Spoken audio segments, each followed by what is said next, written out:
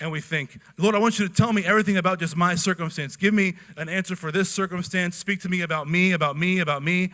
And see, the Lord speaks about his character, and that you can trust in his character. Many times we don't know how every little detail is going to play out, but his character is faithful. So he speaks and says, hey, Ahaz, I'm faithful to do the impossible, so you can trust me. May not look how you want. May not be in every little detail that you would imagine, but I'm faithful to do this, and I will be faithful to even bring a son into the world from a virgin.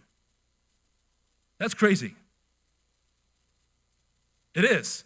We get so washed with Christmas, we forget how wild that really is, and the faith it would take to believe something like that. But it's the faith we're going to need. It's a simple point. We're going to go to Psalm 105, verse 8. His faithfulness, even when it's impossible.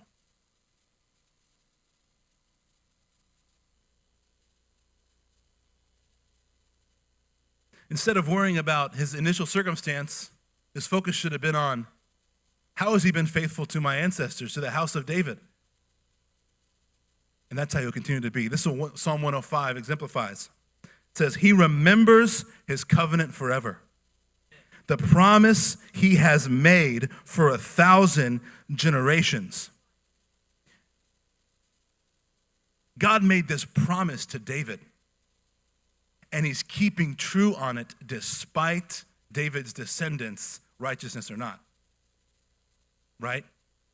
He made the promise to David that it will happen, and he keeps every promise that he makes. And it's the Lord in his goodness and his faithfulness, his patience, to even interact with these wicked kings like Ahaz. Now, if the all-knowing creator of heaven, God the Father, always faithful, always keeps his promises, wants to reveal the specific details about the incarnation of Christ to a wicked king Ahaz through Isaiah, 700 years before it happens, how much should we expect him to reveal to his sons and his daughters in the kingdom? Much. He can reveal much to us through his word, because he is constantly showing that his promises can stand even in impossible circumstances. In impossible circumstances. I'm going to be kind of personal here for a minute. Is that all right? I'm really good at getting personal with me and my wife while I'm preaching. Love you, babe.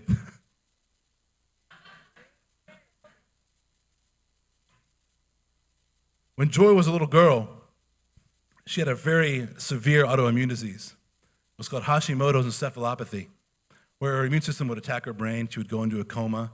Lots of crazy stories that go with that. And there was a lot of things spoken over Joy as a child about her future. Out of concern, out of love, whatever it may be, things like, you won't be able to have children because of this. You won't be able to breastfeed because of this. You won't be able to learn right. You won't be able to do all this list of things that wouldn't happen because of all the things she went through. But the Lord has provided for her and us all along the way. Everything that he has said he will do, being able to have children, being able to raise them, all of these things have come to pass. She was able to go off of her medicine for 10 years. His faithfulness has come true in impossible circumstances. Nothing can stop us, not the world, because the Father is behind what we do when we're in his will. His promises that he makes them in impossible circumstances to prove his faithfulness to us and to the world. Turn to Micah 5.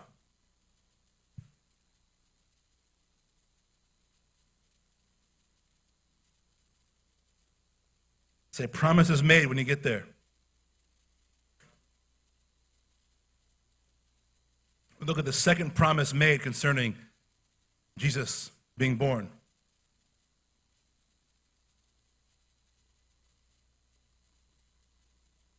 This next one is promises made even when you're limited, even when you are limited in your ability.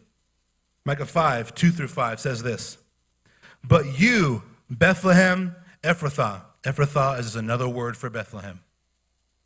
But you, Bethlehem, though you are small among the clans of Judah, out of you will come for me one who will be ruler over Israel, whose origins are from old, from ancient times. Now, Micah was also a prophet of Judah around the same time that Isaiah was. A lot of activity going on in the spirit this time with Micah and Isaiah about something that would happen distant in the future. Imagine someone during Christopher Columbus Day prophesying about today. That's the kind of time gap we're dealing with. We can lose that a little bit. It's only by supernatural means that the Lord can do these things. And so, there's impending doom coming from Assyria and Babylon to Israel. And this book is written in a way where there's judgment and then hope. Judgment and then hope.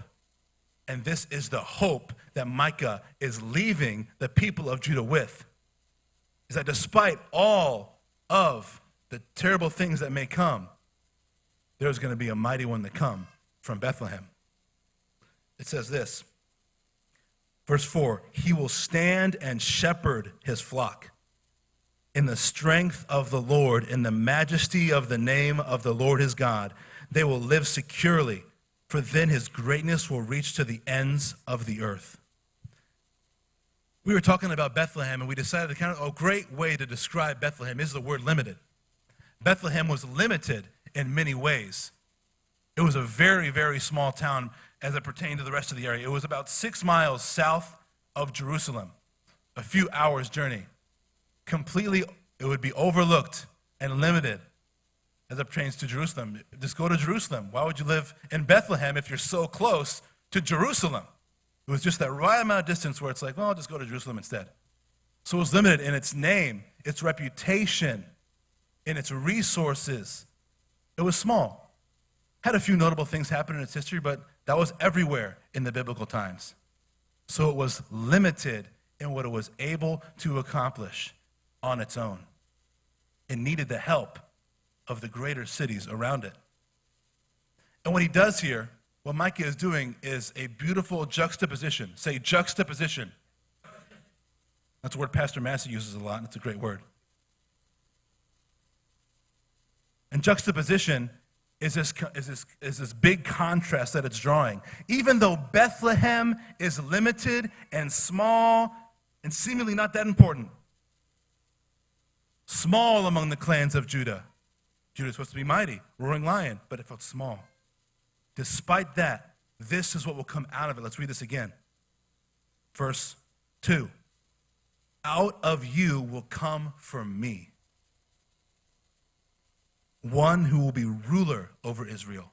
A ruler from Bethlehem, tiny Bethlehem, whose origins are from old, from ancient times.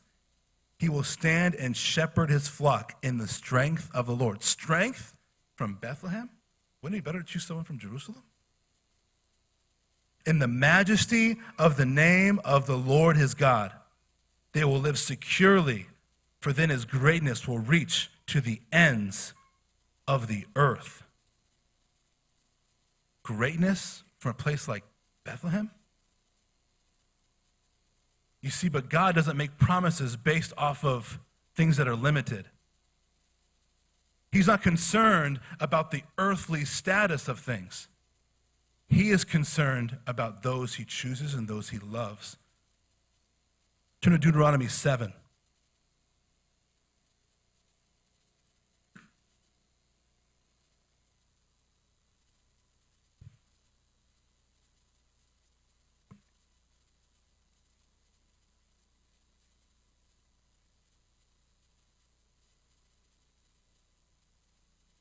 Deuteronomy 7:7 says this, the Lord did not set his affection on you and choose you because you were numerous, more numerous than other people.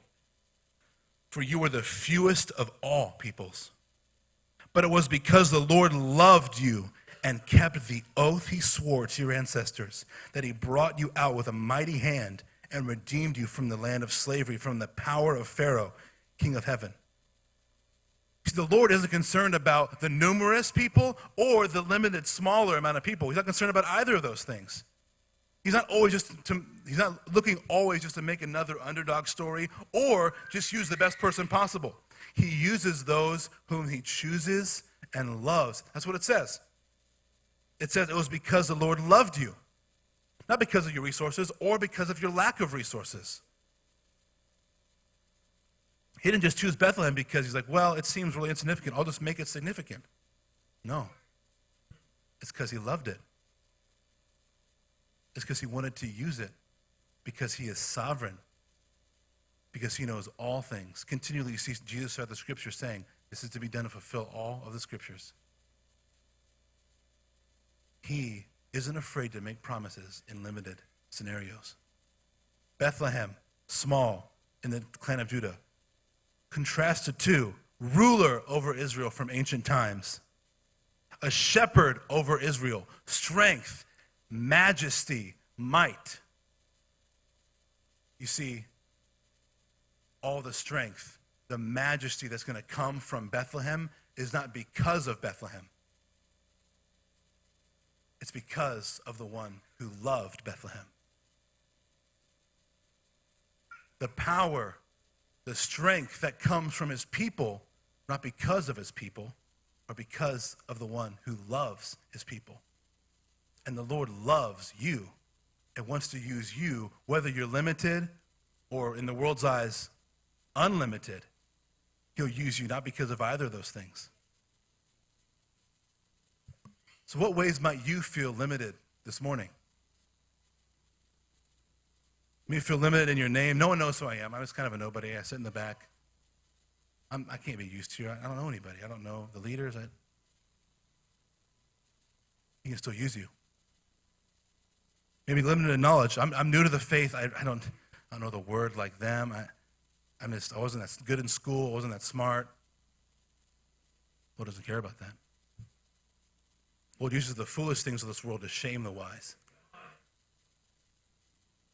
He doesn't care if you're limited. Maybe limited in resources. I don't have money. I don't have the time. I can't help in those ways. I can't contribute to those things. He doesn't care if you're limited. He wants to use you because he chose you. His affection for you isn't based on any of those things. Some of you need to hear that today. Some of you need to hear it today, who had earthly relationships, whose affection was based upon what you had. That is not how our Father works. He chose Bethlehem because he loved it. He chose Israel because he loved them, not anything they could offer him. The Lord wants to use you for his kingdom, not because you have anything to give him, because he loves you. And he wants his glory to be revealed through his people. Then there's some of you in here who believe you have a lot to offer the Lord. He doesn't want that either. He doesn't. Again, he uses the foolish things of the world to shame the wise. It's not about the limited resources. It's not about the unlimited resources. It's about being the ones whom he loves and obeying his voice. This is how the Lord makes promises. He makes them when things seem completely impossible. There's no way that could work. There is no way a baby could be born of a virgin. I agree with that. That sounds crazy. Doesn't work. I've had children. Me and my wife have had 2 children, almost 3. Doesn't work that way. Any fathers say amen in here? Come on, guys. Yeah, thank you, Pastor Slaughter. Yeah.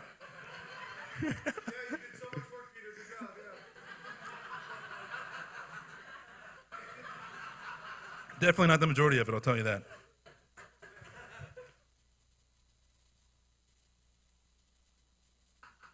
Despite impossible scenarios, he still makes promises in the middle of them.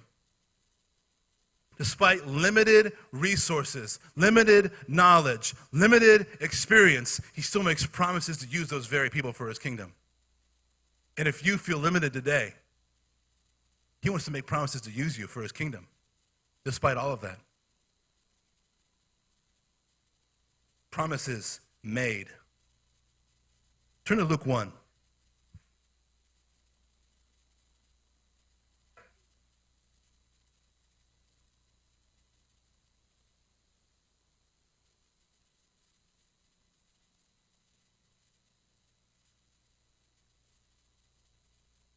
The Lord doesn't stop with promises made. He intends to show us the way he keeps those promises. And that's what we're going to look at next. 2 ways the Lord keeps his promises. The first one is the Lord has promises that are kept according to his word. Promises kept according to his word. So the Lord had spoken through his prophets in his word, the law and the prophets, that a virgin would give birth to a son who would come out of Bethlehem to be a shepherd in Israel with strength and majesty. Let's see how he keeps that promise. Luke 1, verse 26. In the 6 months of Elizabeth's pregnancy, you guys know who that is? That is John the Baptist being born before Jesus. God sent the angel Gabriel to Nazareth, a town in Galilee, to a virgin pledged to be married to a man named Joseph, a descendant of David. The virgin's name was Mary. The angel went to her and said, "Greetings, you who are highly favored. The Lord is with you." So 700 years after Isaiah and Micah prophesy, we fast forward to not Bethlehem yet, so we still have some work to do, but Nazareth, where there is a virgin who is chosen, with whom favor rests from the Lord. Now you see, let's see how Mary responds to this. Verse 29. Mary was greatly troubled at his words and wondered what kind of greeting this might be. Troubled. You see, we know the whole story, so when we see highly favored, we're like, oh man, that's amazing. We know what's going to happen. She didn't know all that was going to entail. Highly favored, and she's like, what does this mean? What blessings could this bring? Also, what cost could this bring? And there would certainly be cost. But look what the angel says. Do not be afraid, Mary, you have found favor with God. You will conceive and give birth to a son, and you are to call him Jesus. He will be great and will be called the Son of the Most High. The Lord will give him the throne of his father David. He will reign over Jacob's descendants forever. His kingdom will never end. Promise is kept. The Lord is beginning to reveal after 700 years the way he intends to keep his promises. And he does it according to his word in the exact way he said he would do it.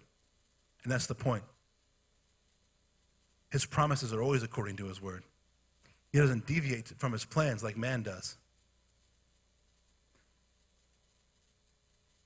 You ever heard of the man Charles Spurgeon before? Once or twice maybe, a couple times. Charles Spurgeon had a great quote that I think fits the situation with Mary, because she's like, this is troubling to me. What is this going to entail?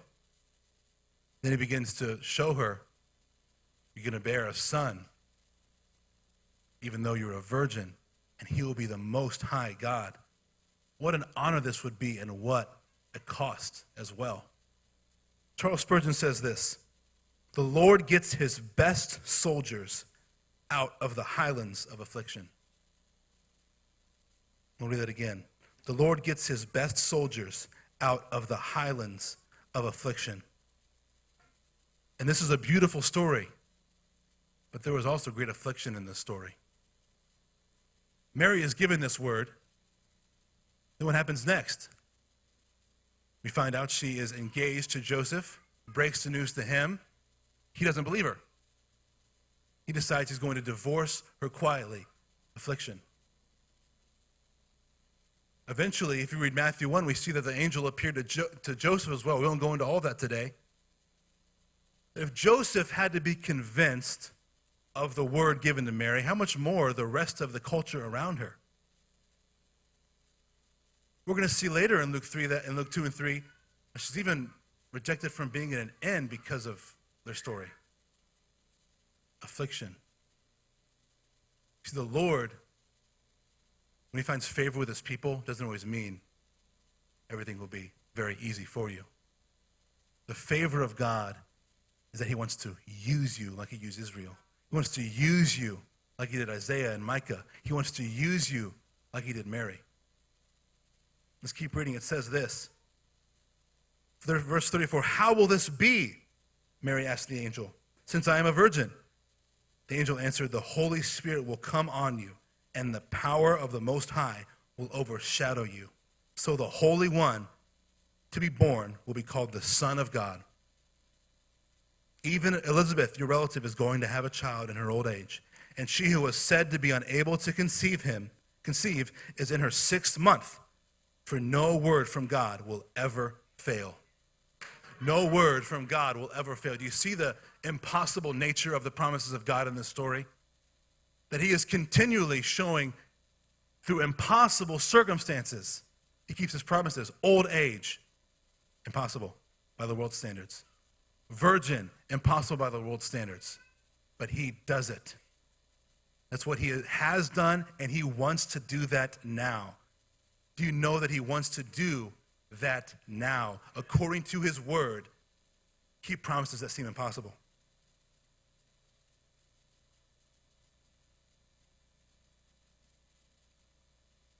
Mary is tasked with raising the Lion of Judah as a son. It's probably entailed a lot of mocking, slander. She would forever be known as the woman who had a virgin birth, right? Well, that Mary, she had a virgin birth. Did you hear about that? Right. Husband even stuck around for it. They didn't live in this culture, guys, where people just did what they wanted in the same way of it was just okay to do whatever you wanted. This was greatly frowned upon.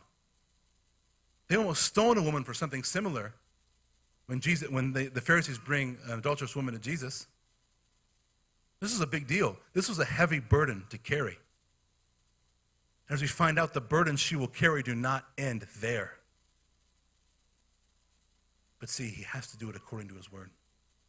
And he said he would do it through a virgin birth, so that's what he will do.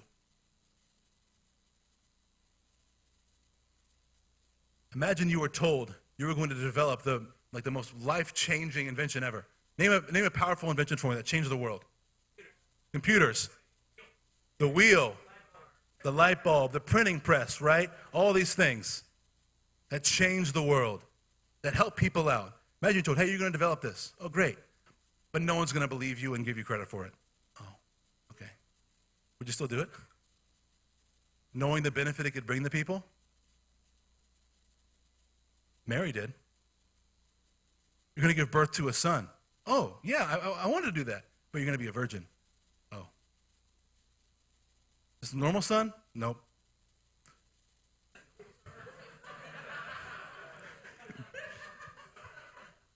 Not just any normal son. Well, he was fully normal and fully God, right? But the Lion of the tribe of Judah, the prophesied Messiah who would bring and crush the serpent's head. This is who you're going to raise. And if she knew anything about the scriptures, as he would remind his disciples throughout his whole life of his death, that she was there for. You see, the favor of God on her was met with constant affliction. But that's not where it ends. Let's read again. I want to read again verse 38. This is how she responds. No word from God will ever fail. She had to have faith that that was actually going to happen. You're going to conceive a son through the Holy Spirit. Okay. Don't see how, but I'm trusting you. She has a very mature response. Look at this. I am the Lord's servant, Mary answered. May your word to me be fulfilled. Then the angel left her. Thoughts racing, the way it's going to affect her life, completely going through her. I am your servant. let it be fulfilled. And she hangs on this word until she finds evidence of it, because at first it wouldn't be evident.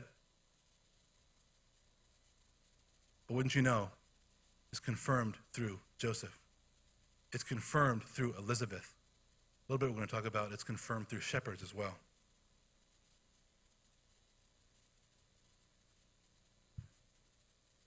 A lot of us have a lot of promises we are waiting on, aren't we? Lord has made you promises according to his word. I know my family is. There are promises in his word that we are waiting on to be fulfilled. One of these promises is from Proverbs 22.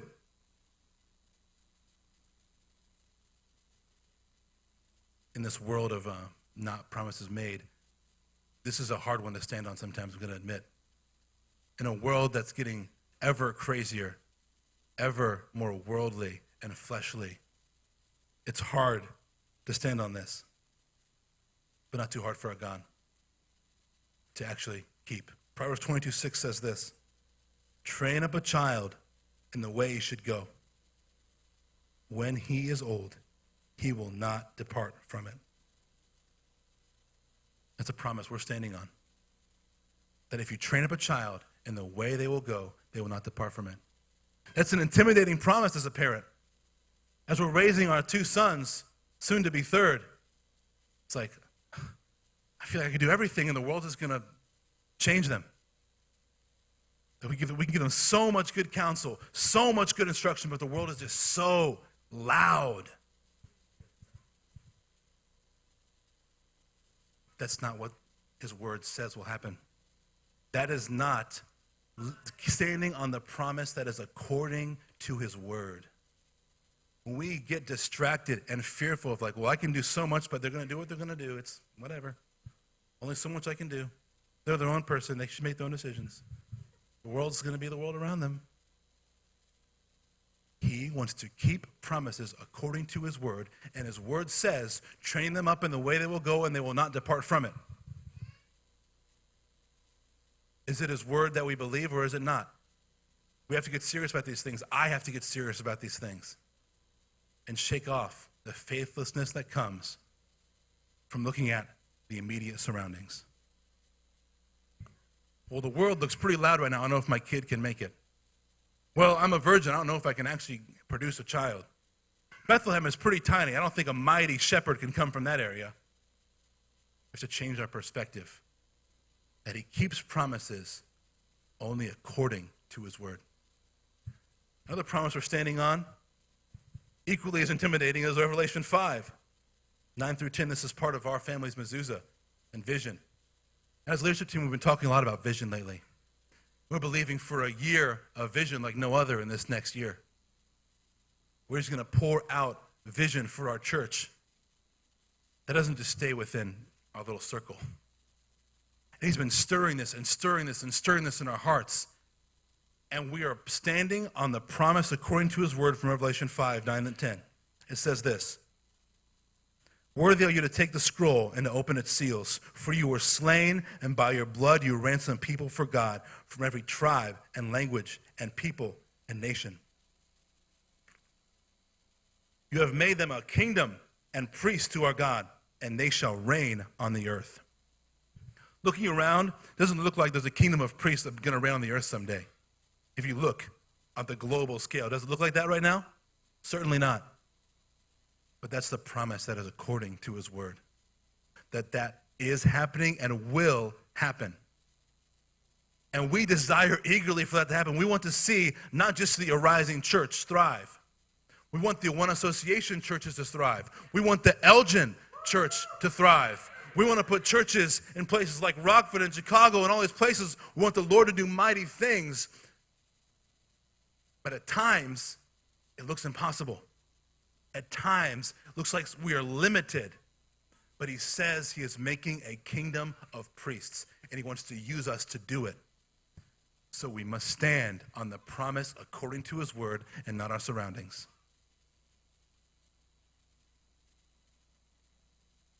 What are some of the promises you're waiting on?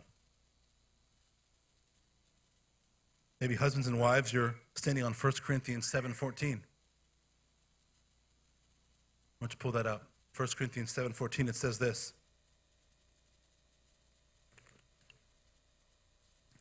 The unbelieving husband has been sanctified through his wife. The unbelieving wife has been sanctified through her believing husband. Otherwise, your children would be unclean. But as it is, they are holy. That's a promise made by the Lord in his word. Promise made in his word that he's asking us to stand on. Are you standing on that word today? Do you have an unbelieving spouse who, by all sense of what you see around you, seems impossible for any change to happen? Seems like I have limited resources to help them get there. I don't feel like I don't have the knowledge to help them accept the Lord. I don't know if I have the time. I don't know what I'm doing. Seems impossible. Their heart is hard. Maybe that's the promise that he wants to show you how he wants to keep it, because he made it, and he keeps every promise he made. Maybe it's Psalm 112, verse 6. It's another promise that he's made. You're waiting for him to keep. It says this: it is well with the man who is generous and lends freely, whose fares are guided by justice. Surely he will never be shaken.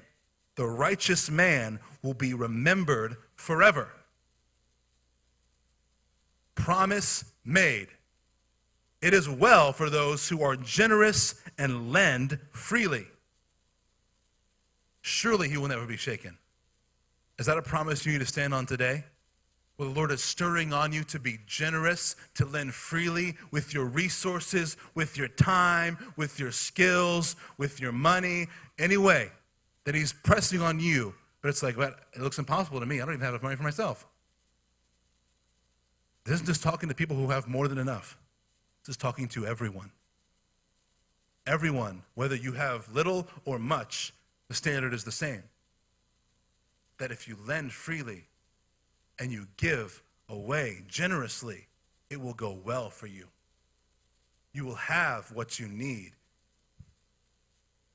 Do you need to stand on that? Some of you need to hear that this morning. Where you're taking your security in what you have, being afraid of giving anything away because you feel like it's going to shake you.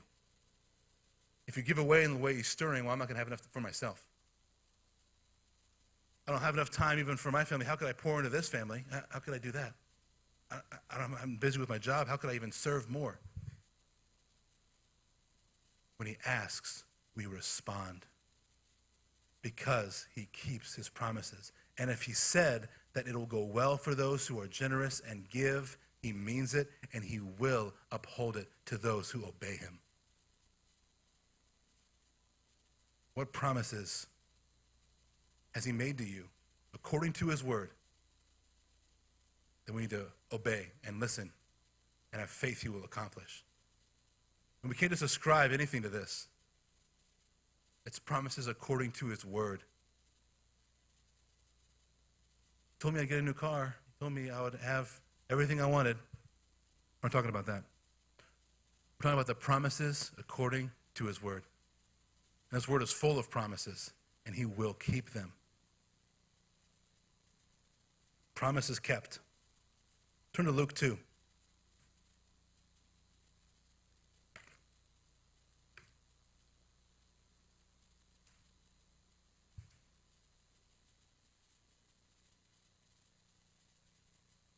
We pick up in Luke 2. More ways that his promises are being kept. His promises are kept in the way that he leads us all the way. He leads us every step of the way. And in Luke 2, we pick up Mary and Joseph have both heard from the Lord about Jesus. They are on board to do this. And now the time has come. In verse 1, it says this: in those days, a decree went out from Caesar Augustus that a census be taken of all the inhabited earth. This was the first census taken while Quirinius was governor of Syria. Everyone was on his way to register for the census, each to his own city. Joseph also went up from Galilee, from the city of Nazareth, to Judea, to the city of David, which is called Bethlehem, because he was of the house of the family of David. The Lord is showing and leading exactly how he's going to keep his promises. We have the virgin birth. Check. She's far along, almost ready to give birth. He did it. Now, everybody else doesn't believe that, but Mary and Joseph do. They believe it. And now he is leading them to the place that he said he would. Because remember, they're in Nazareth. They've got to get to Bethlehem somehow. The Lord could have chosen someone in Bethlehem, right? And made it really easy. But he chose someone who would need to listen and obey his voice all along the way to ensure that his promise was kept. So they're united. You see the truth. I love this. If you go to read Matthew 1, you see Joseph's response. Joseph wants to divorce her, hears from the Lord, and then gets fully on board. Hears from the Lord. And from that point on, you actually see that Joseph starts to get the vision and application for what to do next for the family, because what he does then is he immediately makes her his wife. Instead of divorcing her, he marries her. See, his surroundings made him want to remove himself from her, but the word of the Lord brought them closer and made sure that they'd be united. For all things to be fulfilled, we could go into how the whole line and the legacy of the house of David and how Joseph is part of that family. Again, he is using every means necessary to make sure that these prophecies are fulfilled. Because Joseph is of the line of David. So we needed Joseph. So he spoke to him to confirm that. And the seriousness that Joseph shows is astounding. Because he marries her, but he refuses to consummate their marriage until the baby is born, so that there would be no doubt that it was supernatural.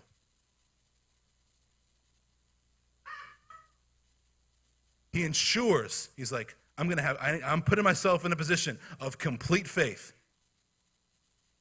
I'm not going to take this into my own hands and marry her. I'm going to wait on the word of the Lord. He waited on the Lord to consummate the relationship because he trusted in the Lord.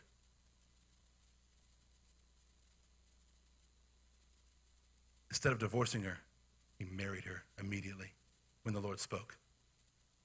There's a message in there for some single guys in the house. Anybody? Single guys in the house? Come on, raise your hand. Single guys? Maybe there's a message there for you. Study Joseph a little bit and see how he responds to the word of the Lord. That's all I'm saying. Take that one. Now, turn to Deuteronomy 8. Who remembers the Remember series?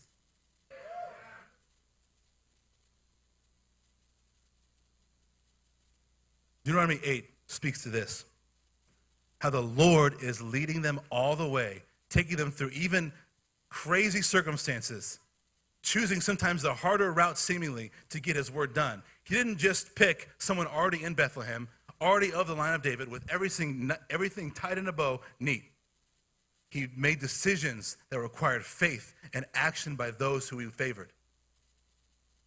He's done this all along the way, ever since the beginning. In Deuteronomy 8, it says this: remember how the Lord your God led you all the way in the wilderness these 40 years, to humble and test you in order to know what was in your heart, whether or not you would keep his command.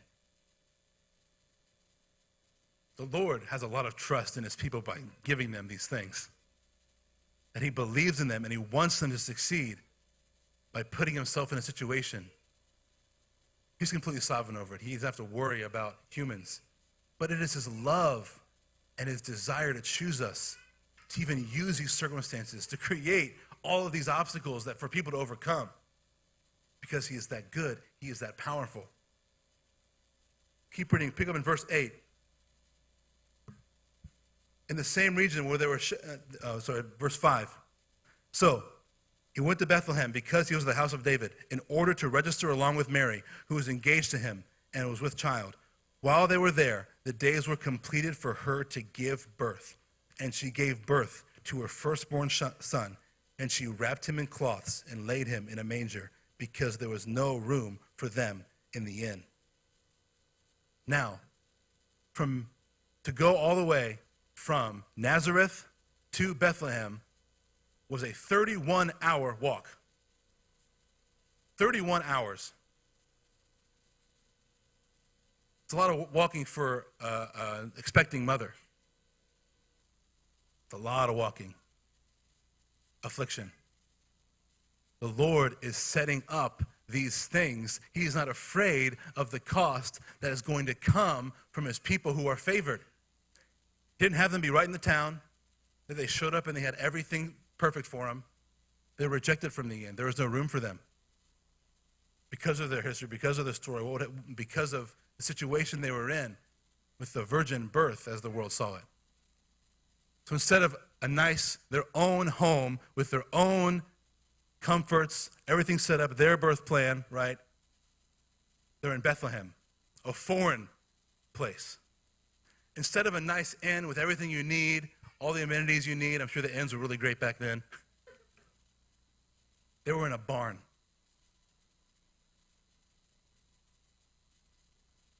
And this is the king.